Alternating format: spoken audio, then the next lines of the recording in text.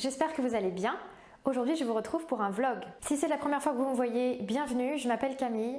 Ici je parle essentiellement de couture. Si ce sujet vous intéresse, je vous invite à vous abonner, à liker cette vidéo et à activer la cloche pour être informé dès que je fais une nouvelle publication. Vous pouvez aussi me suivre sur Instagram sur le compte qui s'affiche à l'écran. J'espère que cette vidéo vous plaira. Dans cette vidéo, je vous propose de me suivre dans quelques activités que j'ai à faire dans les jours qui viennent. J'ai de la décoration à faire notamment, ça me réjouit beaucoup, je vais vous expliquer ensuite pourquoi. J'ai des choses à coudre aussi, non pas pour moi mais pour quelqu'un d'autre. Je vais coudre 3 chemisiers pour une dame que je connais bien. J'ai également reçu une commande Patterns for You puisque je fais imprimer chez eux mes patrons A0. L'assemblage de patrons A4 pour moi c'est totalement, c'est au-dessus de mes forces, je peux pas. Rien ne m'ennuie davantage. Donc c'est pas possible. J'aurai donc un peu de travail de décalcage en vue de projet couture pour la belle saison. Et enfin il faut que je m'occupe de mettre à jour mon catalogue de tissus comme je l'appelle, mon mode de référencement de mes tissus. Ça a l'air sophistiqué comme ça mais pas du tout. J'ai vu ça chez quelqu'un, j'ai trouvé ça génial, moi ça m'a changé la vie et ça me permet d'avoir en un clin d'œil tous les tissus que je possède sous les yeux. Voilà le programme pour les jours qui viennent, j'espère que ça vous plaira, c'est parti. Je vais commencer par la décoration parce que c'est ce que j'ai le plus envie de faire. Pour vous replanter un peu le décor, j'habite ici depuis 1 an. Nous habitons ici depuis 1 an avec Philippe et jusqu'à présent on a très peu décoré notre logement, on n'est pas du tout des excités de la déco, c'est très secondaire pour nous. J'ai mis un cadre dans la cuisine pendant la période des fêtes mais c'est tout et c'est rien d'extraordinaire. Vous avez peut-être remarqué à la fin de l'été dernier que j'avais fait une petite tentative de décoration dans l'atelier juste à côté de moi ici sur le mur. J'avais mis des planches de botanique, des roses et des pivoines encadrées avec des cadres dorés. C'était assez joli, ça donnait un côté un peu romantique et cottage à cette pièce. Sauf que nous avons eu un dégât des eaux au mois de novembre et c'est surtout l'atelier qui a pris, ce qui fait que j'ai dû retirer ces cadres pour laisser les murs sécher et depuis je n'ai plus rien mis. Je me suis rendu compte ces dernières semaines que je trouvais mon appartement froid, non pas en termes de température mais en termes d'atmosphère, en termes de vibe. Et j'éprouve le besoin de lui donner un peu de chaleur et de couleur, notamment dans l'atelier parce que c'est la pièce, d'abord c'est ma pièce, c'est vraiment ma pièce à moi, j'y tiens beaucoup. C'est une pièce dans laquelle je passe du temps et dans laquelle j'aime passer du temps. Et pour mon moral et aussi pour ma créativité, j'éprouve le besoin de rendre cette pièce plus chaleureuse, plus colorée et plus joyeuse. Je pense que ça va aussi avec les beaux jours qui arrivent. J'ai envie de mettre de la lumière et de la vie dans cet appartement qui en a peu. J'ai commandé 4 posters sur le site Poster Lounge. Apparemment c'est un groupe allemand puisque ma commande a été expédiée de Leipzig. De mémoire, l'expédition a été relativement rapide et les frais de port sont très raisonnables. Voilà, de mémoire, hein. J'ai plus le chiffre en tête mais j'ai trouvé ça très correct si jamais vous vous demandiez. Moi j'avais jamais commandé chez eux avant et j'étais plutôt contente. Sur ces 4 posters, 3 sont destinés à l'atelier et 1 est destiné au salon. Puisque je me suis rendu compte en regardant mes dernières introductions de vidéos que j'ai pris l'habitude de tourner dans le salon sur mon canapé, que de même c'était un petit peu froid, il y a une petite bibliothèque derrière moi mais c'est rien d'extraordinaire, le mur est blanc, le canapé est gris, c'est assez terne et je pense que le salon mérite aussi sa petite touche de couleur. Toujours sur ces 4 posters, il y a 3, alors j'ai pas précisé, je les ai achetés sans cadre, évidemment avec les cadres c'était beaucoup plus cher, j'avais pas envie de dépenser trop d'argent, et j'avais pas envie de m'embêter avec des cadres entre guillemets. Je vais punaiser mes posters sur les murs et ça ira très bien. Sur ces 4 images, il y a 3 reproductions d'œuvres d'art et une affiche de film. Je sais à peu près où je veux mettre quoi, mais ça peut encore changer. Je vais de ce pas aller ouvrir ma commande que j'ai reçue il y a presque 1 semaine et que je voulais garder pour cette vidéo. Donc je vais pouvoir enfin l'ouvrir et j'espère que les posters sont beaux et qu'ils vont rendre comme je l'imagine.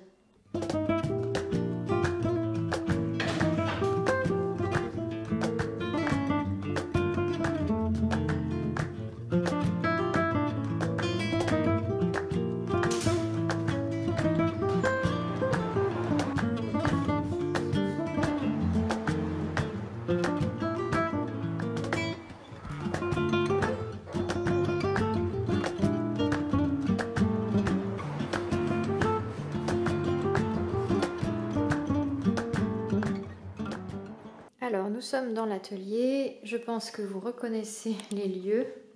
Ici il y a un mur, là il y a des sacs de tissus et autres patrons, un grand mur, la fenêtre, la table à repasser, la petite cheminée qui ne sert plus, hein, qui est décorative maintenant, et un placard où je range beaucoup de matériel de couture. Un petit mur et de nouveau la porte. Alors le dégât des eaux, c'est surtout ici que ça s'est infiltré. Je pense qu'on voit la faille, c'est même tout moisi autour. Il y avait vraiment de l'eau au large ici par terre. Il y a eu beaucoup d'infiltration aussi sur ce côté-là. Vous voyez, le mur il est tout cloqué. il est tout abîmé. Ici, il y a le papier peint qui se décolle. Et même au-dessus, il y a une grande bande de papier qui s'est décollée. Voilà. Donc c'est très moche, mais comme c'est au plafond, c'est pas très grave puisque je le vois pas souvent. Là, on voit bien les cloques. Ici, j'ai mis une petite décoration de Noël que j'ai achetée en Alsace il y a quelques années dans le fameux magasin de la Petite France à Strasbourg. Celui qui vend des décorations de Noël toute l'année. Toute mimi. C'est un peu ma petite réminiscence de l'Alsace dans ma pièce, donc j'y tiens. Là, j'ai quelques objets. Ça, ce sont des amigurumi que ma maman a crochetés. Ils sont trop mignons, c'est des souris. Quelques disques, des papiers, enfin voilà, rien d'extraordinaire. Là, je vais tout simplement mettre du scotch double face pour plaquer le papier contre le mur pour que ça ne me dérange pas pour poser ma décoration. Croyez-moi, le mur s'en fout, il n'est pas à ça près. Là, sur ce mur, je mettrai un petit poster. Je vais déballer tout de suite ma commande.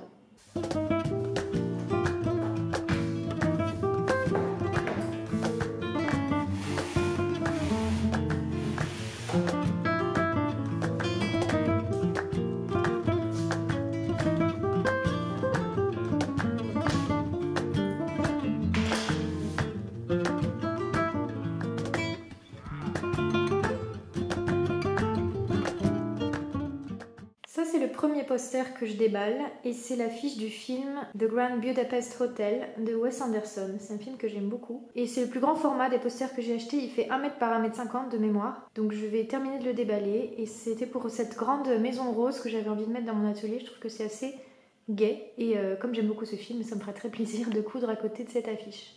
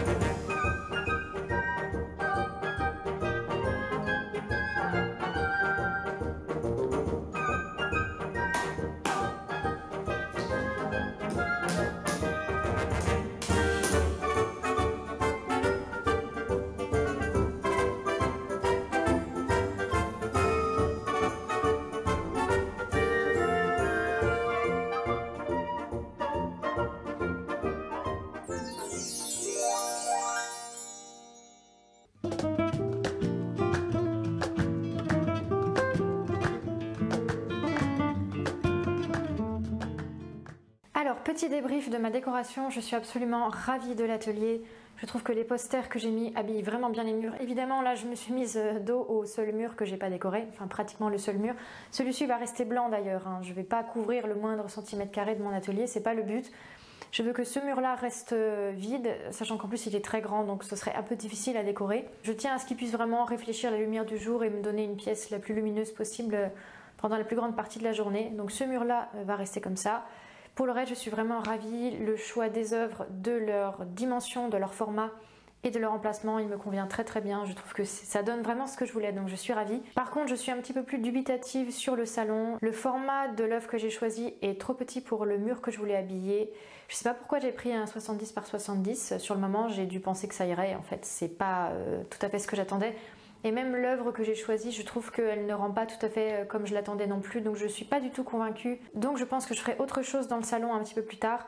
Mais en attendant, il faut que je m'occupe de la couture de mes chemisiers dont je vous parlais en début de vidéo. Il y en a 3 comme je vous l'ai dit et ils seront cousus à partir de 2 patrons différents, donc il y aura 2 chemisiers identiques. Et pour les 2 chemisiers jumeaux, je vais utiliser ce patron. C'est le McCall's M8147. C'est un très joli chemisier élégant à manches raglant, avec les manches sont assez bouffantes en bas comme vous le voyez. Il y a un poignet élastiqué et un très joli col lavalière en haut. On peut aussi ne pas faire le col, mais la personne pour qui je couds m'a demandé le col sur les 2 chemisiers. Donc je vais faire 2 chemisiers avec un col lavalière, ce que je trouve vraiment très joli. Ces 2 chemisiers seront cousus dans des soies, 2 soies différentes. Je vous montre pas les tissus parce que les pièces sont déjà découpées, je n'ai plus qu'à passer à l'assemblage. Mais les soies en question, c'est d'abord une soie un petit peu épaisse entre guillemets, style soie sauvage, couleur or, un peu jaune foncé. Et la deuxième, c'est une soie pour le coup très fine et fluide, rouge, très belle. Vous verrez les tissus au fur et à mesure de la vidéo. Et le deuxième patron, c'est celui-ci. J'espère que ça ne fera pas trop de reflets. C'est un burda, chemisier tout à fait classique. Il existe aussi dans une version avec une sorte de plastron plissé, mais la dame pour qui je couds m'a demandé la version classique qu'on voit ici. Et c'est la même qu'ici. Voilà, donc un chemisier qui sera sûrement très bien patronné puisque c'est burda. Et celui-ci, je peux vous le montrer parce que je l'ai déjà commencé. J'en suis ici. Donc je le couds dans un très joli coton blanc brodé avec des patchs en surbrillance. Je ne sais pas si on voit bien. Il y a des broderies sous forme de patch. C'est très joli. Et les tissus, c'est pareil, c'est pas moi qui les ai choisis, hein, c'est la dame en question. Donc je couds ce qu'elle m'a demandé. Alors, comme pour tous les chemisiers classiques, il y a 2 pinces poitrine ici. Il y a des pinces de taille dans le dos pour cintrer.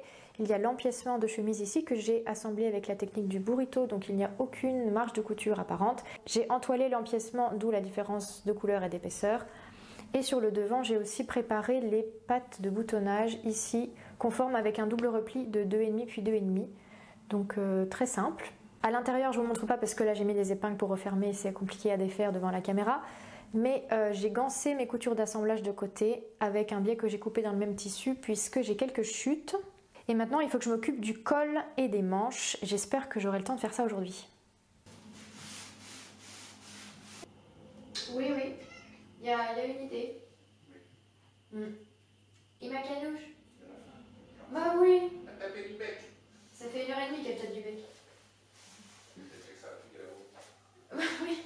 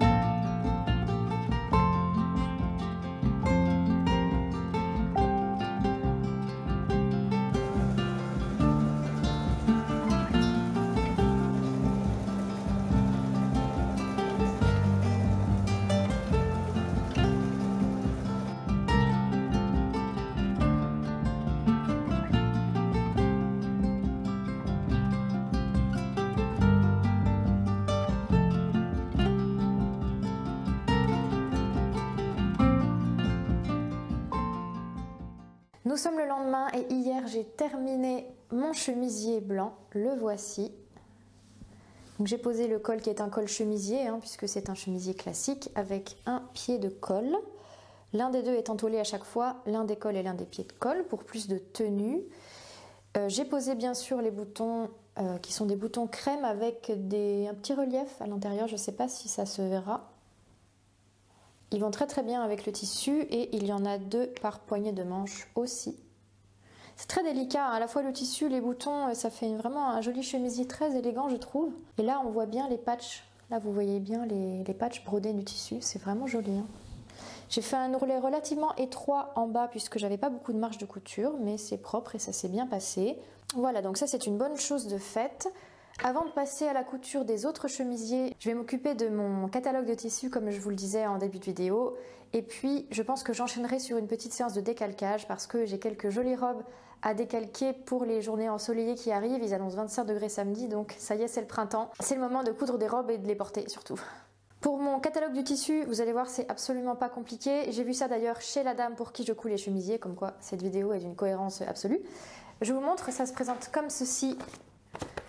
Ce sont des tout petits carrés de tissu que je prélève sur mes coupons et que j'épingle ou que j'agrafe sur un support. En l'occurrence, c'est 2 feuilles de papier collées ensemble. Enfin, elles sont pas collées, mais je les agrafe ensemble pour que ça tienne mieux parce qu'un papier tout seul, c'est pas beaucoup. Voilà, et donc j'ai dessus tous mes petits échantillons. Comme ça, j'ai en un clin d'œil tous les tissus que je possède sous les yeux. Enfin là, j'ai pas tout, j'ai plusieurs feuilles, mais j'ai 2 pages pour les cotons, par exemple. Et vous voyez qu'il y a des trous puisque au fur et à mesure que je couds mes tissus ou que je les vends, puisque ça m'arrive aussi, je retire les échantillons et donc je remplace éventuellement par un coton que j'aurais acheté ou acquis ou qu'on m'a donné ou autre. Et ça c'est extrêmement pratique parce que si je veux coudre quelque chose en coton ou si j'ai un patron pour lequel je ne sais absolument pas quel tissu choisir et pour lequel je ne veux pas racheter du tissu, je peux prendre mes 3-4 feuilles et regarder tout ce que j'ai pour savoir dans quel tissu je pourrais coudre ce patron. Avant, quand je faisais pas comme ça, j'avais juste mes tissus dans des cartons. J'ai environ 3 cartons de tissus. Ils sont pas remplis, mais j'en ai 3 différents parce que je classe vaguement mes tissus par type, on va dire par composition. Donc, à chaque fois que je voulais savoir et me rappeler ce que j'avais, il fallait que je sorte tous mes tissus de chaque carton pour me dire ah oui c'est vrai j'avais ça, j'avais ça, j'avais ça. Enfin, c'était pas pratique du tout, je perdais un temps fou, c'était pas efficace. Maintenant que j'ai ça, franchement, ça va infiniment plus vite. Évidemment, on peut faire quelque chose de beaucoup plus élaboré, on peut marquer le métrage exact du tissu dont on dispose, on peut écrire la composition si on le souhaite, on peut marquer aussi d'où il vient, de quel magasin il vient ou de quelle mercerie ou autre. Moi, j'ai pas besoin parce que j'ai pas un stock de tissu suffisamment énorme pour avoir besoin de noter tout ça parce que je risque pas de l'oublier. Je sais exactement ce que j'ai, je sais dans quel métrage j'ai mes tissus à peu près. Donc j'ai pas besoin de noter beaucoup d'informations, je fais vraiment la version la plus simple, mais déjà ça m'a énormément changé la vie et ça m'a beaucoup facilité mes recherches de tissus dans mon propre stock on va dire. Sur chaque coupon, vous prélevez un tout petit carré et vous le fixez ou vous le collez ou vous l'agrafez, ce que vous voulez, sur un support. Ça peut aussi se ranger dans des classeurs, moi j'ai pas besoin parce que j'ai que 4 feuilles. Comme je vous le disais, ça c'est la page des cotons, c'est les 2 pages de coton. D'ailleurs la popeline orange là je viens de la vendre donc il faut que je la retire. Voilà, et j'ai aussi une feuille pour les tissus fluides, donc viscose et polyester confondus. Pour certains vous les reconnaissez peut-être puisque je vous en ai présenté dans des hauls et pour d'autres vous ne les connaissez pas. J'aime bien regarder, en plus c'est coloré, ça fait plaisir à voir. Et j'ai une dernière page qui est beaucoup moins remplie pour les tissus que j'appelle spéciaux. Donc là j'ai du lin, j'ai du jacquard, ça c'est un brocart de polyester, là j'ai un petit peu de soie. Ça c'est un reste de tweed de mon ensemble Chanel, mon tailleur Chanel. Je sais absolument pas quoi en faire. Là j'ai du jersey, enfin voilà, les tissus que je couds très peu et que j'ai en petite quantité en général. Voilà, donc je vais m'occuper de référencer les tissus que j'ai acquis récemment. Voilà les tissus qu'il faut que j'ajoute à mon catalogue. Vous reconnaîtrez ceux que je vous ai présentés dans mon dernier haul tissu de seconde main. Et pour certains, vous ne les connaissez pas puisque soit ils ne sont pas de seconde main, soit je les ai acquis encore plus récemment. Là, j'ai un très beau tweed couleur crème qui est shiny, je pense qu'on voit qu'il y a des petites choses pailletées. C'est très très joli. En même temps, ça spoil un tout petit peu les futurs projets des prochaines semaines, mais peu importe. Vous les reverrez de toute façon dans des vidéos. Ça, c'est un très très beau satin de coton, fuchsia. J'aime vraiment le satin de coton, moi je prends vraiment goût à cette matière. C'est très facile à travailler, ça a de beaux reflets, ça tient bien.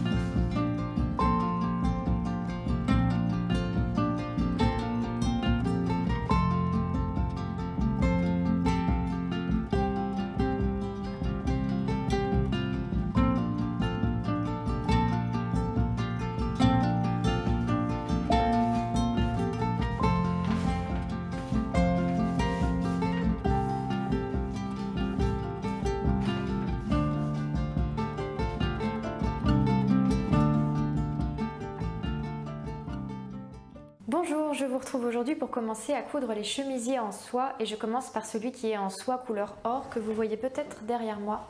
C'est cette très belle soie, là vous voyez bien les reflets, elle est très très belle, hein. Elle est vraiment dorée, magnifique. Un doré vraiment jaune, très très beau. Ça c'est les pièces de... c'est le devant en fait, il est au pli. Si je vous me déplie c'est comme ça. Et là on voit bien les manches raglan. Enfin on voit pas très bien parce que c'est très fluide mais on devine quand même sur les côtés qu'il y a un assemblage raglan. Je vais commencer par la couture du milieu dos. Le dos est en deux parties, je vous montre l'endroit ici. J'ai commencé à épingler. De l'encolure jusque ici environ il va y avoir une goutte qui se referme avec un bouton et une bride. Et tout le reste de la couture est assemblé à 1,5 cm. Les marges de couture sont de 1,5 cm, donc je peux presque partout faire des coutures anglaises, mais sur un milieu dos où il y a une ouverture en haut, je ne me voyais pas trop comment j'allais pouvoir faire une seule couture anglaise sur toute la longueur, c'est pas possible. Donc je vais rabattre mes coutures vers l'intérieur et surpiquer des deux côtés, de tout en haut jusqu'en bas, pour avoir une belle finition sur la couture du milieu dos aussi. Si je vous montre le dessin technique, le dos est comme ceci. C'est ça, donc vous voyez il y a une petite goutte en haut qu'on referme. On voit pas très bien mais on referme avec un bouton et éventuellement une agrafe. Je crois pas que je mettrai d'agrafe. Voilà, je vais commencer. Et avant que j'oublie, vous vous souvenez que j'étais pas très satisfaite de la décoration du salon. J'ai fait une deuxième commande sur Poster Lounge pour remplacer le décor que j'avais mis initialement. Et puisque j'en étais à faire une deuxième commande, je me suis fait un dernier petit plaisir pour l'atelier. Vous verrez ça en fin de vidéo.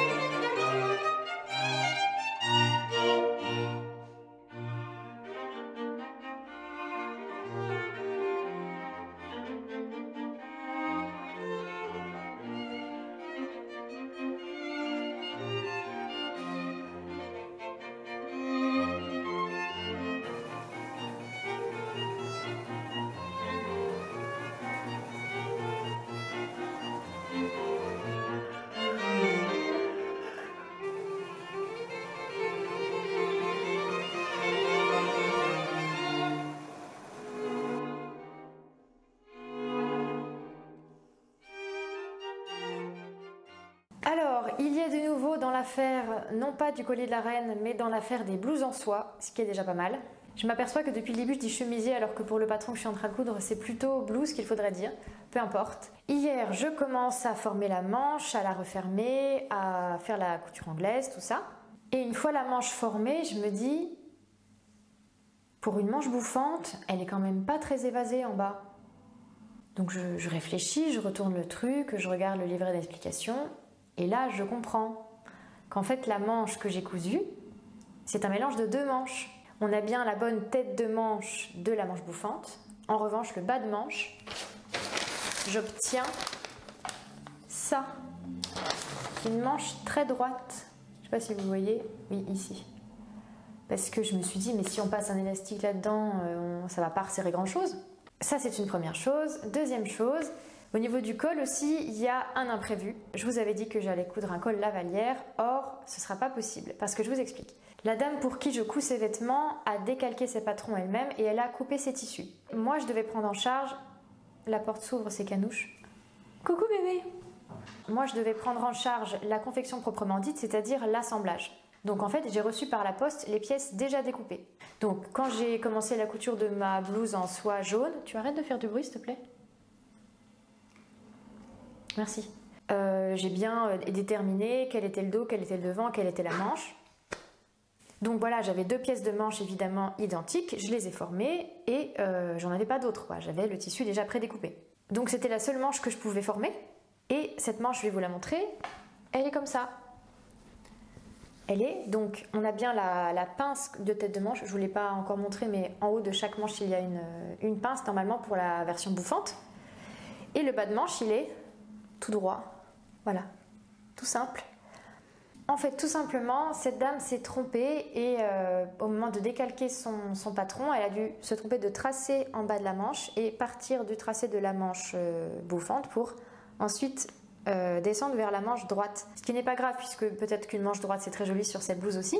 Simplement, c'était pas son souhait de départ. Et la deuxième chose, c'est qu'elle n'a pas coupé le col lavalière, donc elle a accidentellement, je pense par erreur à nouveau, décalqué un autre col d'une autre version. Mais craignant de manquer de métrage, elle l'a coupé en plusieurs morceaux, ce qui veut dire que si je veux retrouver ce col d'origine, qui est je crois celui de la version B, c'est un col montant, un col comme ça là, un col montant, un peu cheminé, eh bien je vais devoir manger du tissu puisque ça va nécessairement nécessiter un peu de marge de couture. Or c'est déjà une pièce qu'il fallait étirer pour l'ajuster à la mesure du tour de cou. Donc là, si j'ai encore moins de tissu que sur la version originale, je pense que ça va devenir vraiment compliqué de l'ajuster, voire impossible. Je ne sais pas, je vais essayer. Mais si j'y arrive pas, en accord avec cette personne que j'ai appelée, bien sûr, pour lui expliquer un peu les petites péripéties que je rencontrais, en accord avec cette dame, je vais sans doute faire une propreté d'encolure toute simple avec un biais, parce que pour le coup, j'ai des bandes de biais coupées dans la même soie, donc je vais pouvoir faire une jolie propreté à l'encolure si cette histoire de col ne fonctionne pas. La bonne nouvelle, c'est que j'ai vérifié, pour la version en soie rouge, j'ai toutes les pièces, j'ai le col lavalière, j'ai la manche bouffante, tout va bien. Les pièces sont ici, voilà. Qu'est-ce que je voulais dire d'autre ? Oui, du coup avec tout ça, j'aurai pas le temps de terminer ces deux blouses pour la fin du vlog, mais je pense que c'est pas grave. Je vais les terminer tranquillement hors caméra et j'essaierai de penser à vous en faire quelques images pour vous les montrer dans le prochain bilan couture pour que vous les voyez quand même terminées. Je vais continuer la couture, je vais filmer bien sûr encore quelques étapes et je ne pense pas que je reprendrai la parole avant la fin de la vidéo. Donc j'espère que ce vlog vous a plu, j'espère que vous avez passé un bon moment. Bah oui, je l'ennuie. Je vous laisse donc avec quelques dernières images de couture et de décoration puisque c'était aussi l'objet de ce vlog. Je vous dis à très bientôt pour une prochaine vidéo. Bonne couture à tout le monde!